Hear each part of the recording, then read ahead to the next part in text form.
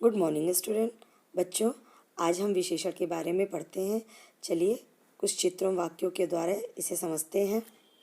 सबसे पहले इन चित्रों को ध्यान से देखिए और दिए गए वाक्यों को ध्यान से पढ़िए। गुब्बारे वाला रंग बिरंगे गुब्बारे लेकर खड़ा है। नेहा के पास 4 पुस्तकें हैं। अतुल 2 किलो सेब लाया है। गुब्बारे, पुस्तकें, सेब, ये सब क्या है? ये सब संज्ञा शब्द हैं। तो बच्चों, इन वाक्यों में रंग बिरंगे 4, 2 किलो कुछ अलग दिख रहे हैं। क्यों?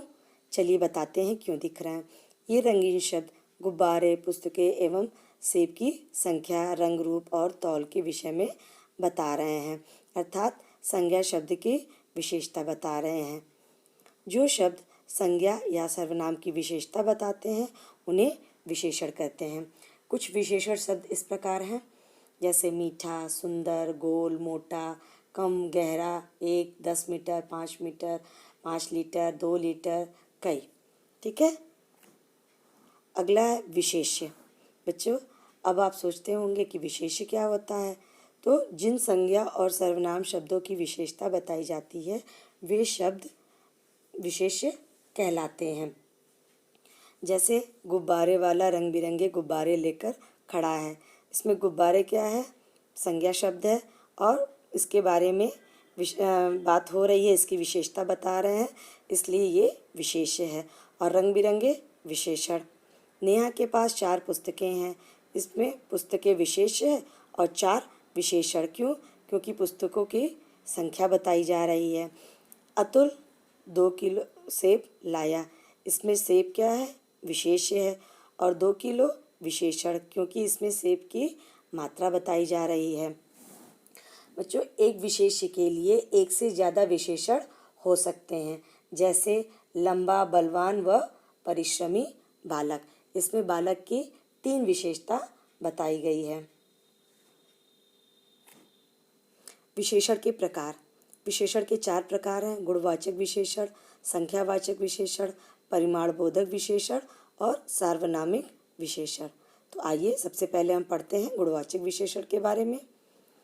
गुणवाचक विशेषण जिस शब्द से संज्ञा या सर्वनाम के गुण, रूप, रंग आदि का बोध होता है उसे हम गुणवाचक विशेषण कहते हैं। जैसे उदाहरण देखते हैं। बागीचे में सुंदर फूल हैं। धर्मपुर स्वच्छ नगर है। स्वर्गवाहिनी गंदी नदी है। स्वस्थ बच्चे खेल रहे हैं। तो उपयुक्त उदाहरण में, उपयुक्त वाक्यों में सुंदर, स्वच्छ, गंदी और स्वस्थ शब्द गुणवाचक विशेषण हैं। आइए गुणवाचक विशेषण शब्द निम्न रूप से और हो सकते हैं, इनको देखते हैं। समय संबंधी, नया, पुराना, ताज़ा, वर्तमान, भूत, भविष्य, अगला, पिछला, ये सब समय संबंधी गुणवाचक विशेषण हो सकते हैं। स्थान संबंधी, लंबा, चौड़ा, ऊंचा, नीचा, सीधा, बाहरी, भीतरी। आकार संबंधी, गोल, चौकोर, सुडौल, पोला, सुंदर, ये सब गुणवाचक विशेषण में आते हैं। दशा संबंधी, दुबला, पतला, मोटा, भारी, गाढ़ा, गीला, गरीब, पालतू। वर्ण संबंधी, लाल, पीला, नीला, हरा, काला, बैंगनी, गुलाबी, कोई भी रंग। गुण संबंधी, भला, बुरा, उचित, अनुचित, ये सब गुणवाचक विशेषण में आते हैं। संज्ञा संबंधी, मुंबईया, बनारसी, लखनऊ आदि। अगला है संख्यावाचक विशेषण। जिस विशेषण से संज्ञा या सर्वनाम की संख्या का बोध होता है उसे संख्यावाचक विशेषण कहते हैं। जैसे कक्षा में 40 विद्यार्थी उपस्थित हैं। दोनों भाइयों में बड़ा प्रेम है। उनकी दूसरी लड़की की शादी है। देश का हर एक बालक वीर है। उपयुक्त उदाहरण में हम देखते हैं कि 40, दोनों, दूसरी और हर एक शब्द संख्यावाचक विशेषण है। संख्यावाचक विशेषण के भी 2 प्रकार होते हैं। पहला है निश्चित संख्यावाचक और दूसरा है अनिश्चित संख्यावाचक। आइए देखते हैं निश्चित संख्यावाचक विशेषण। ऐसे विशेषण जो हमें किसी वस्तु, व्यक्ति एवं सर्वनाम का निश्चित बोध कराए वे निश्चित संख्यावाचक विशेषण कहलाते हैं। जैसे 4 वृक्ष, 3 कलम, 1, 2, 3, 8 गाय, 1 दर्जन पेंसिल, बालक, 5 बालक, 10 आम। इन सब में क्या है कि निश्चित संख्या बताई गई है।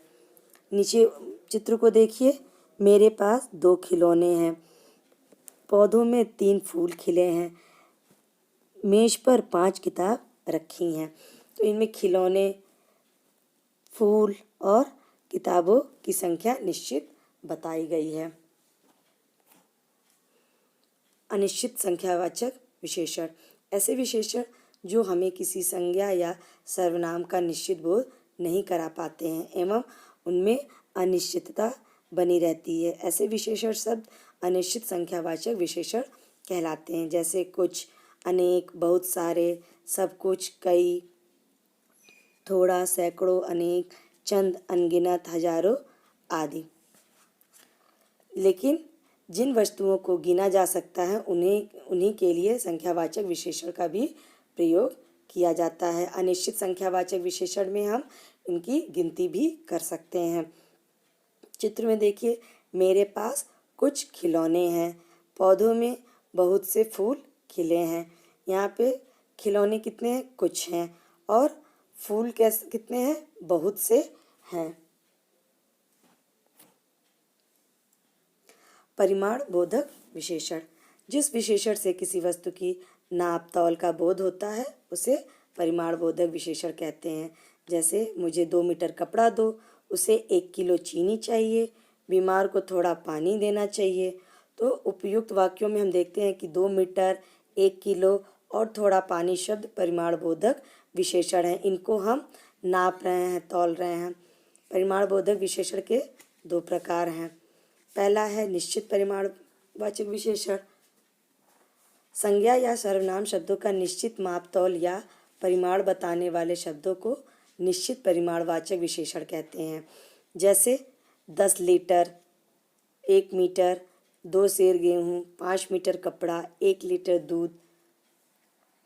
अनिश्चित परिमाणवाचक विशेषण, जो विशेषण शब्द निश्चित माप तौल या परिमाण नहीं बताते हैं उन्हें अनिश्चित परिमाणवाचक विशेषण कहते हैं। जैसे थोड़ी सी चाय, थोड़ा पानी और अधिक काम, कुछ परिश्रम। जिन वस्तुओं को गिना नहीं जा सकता बल्कि नापा, मापा या तौला जाता है उनके लिए परिमाणवाचक विशेषण प्रयोग किए जाते हैं। और परिमाण बोधक विशेषण अधिकतर भाववाचक, द्रव्यवाचक और समूहवाचक संज्ञा के साथ आते हैं। सार्वनामिक विशेषण, जब कोई सर्वनाम शब्द संज्ञा शब्द से पहले आए तथा वह विशेषण शब्द की तरह संज्ञा की विशेषता बताए उसे सार्वनामिक विशेषण कहते हैं। जैसे वह आदमी व्यवहार कुशल है, कौन छात्र मेरा काम करेगा। उपयुक्त वाक्यों में वह और कौन शब्द सार्वनामिक विशेषण है। पुरुषवाचक और निजवाचक सर्वनामों को छोड़ बाकी सभी सर्वनाम संज्ञा के साथ प्रयुक्त होकर सार्वनामिक विशेषण बन जाते हैं। जैसे निश्चयवाचक, वह मूर्ति, यह मूर्ति, ये मूर्तियाँ, वह मूर्ति, वे मूर्तियाँ। अनिश्चयवाचक में कोई व्यक्ति, कोई लड़का, कोई कुछ लाभ। प्रश्नवाचक में कौन आदमी, कौन लोग, क्या काम, क्या सहायता। संबंधवाचक, जो पुस्तक, जो लड़का, जो वस्तुएं। सार्वनामिक विशेषण और सर्वनाम में अंतर। सार्वनामिक विशेषण संज्ञा शब्दों की विशेषता बताते हैं, जबकि सर्वनाम संज्ञा के स्थान पर प्रयोग होते हैं। यह एक सुंदर घर है, यहाँ यह सर्वनाम है, और यह घर सुंदर है, यहाँ यह सार्वनामिक विशेषण है। बच्चों, संख्यावाचक विशेषण और परिमाणवाचक विशेषण में भी थोड़ा अंतर होता है। जैसे संख्यावाचक विशेषण संज्ञा और सर्वनाम की निश्चित और अनिश्चित गिनती का बोध कराता है, जिसे हम गिन सकते हैं। परिमाणवाचक विशेषण संज्ञा और सर्वनाम की निश्चित और अनिश्चित तौर पर नाप तौल का बोध कराता है।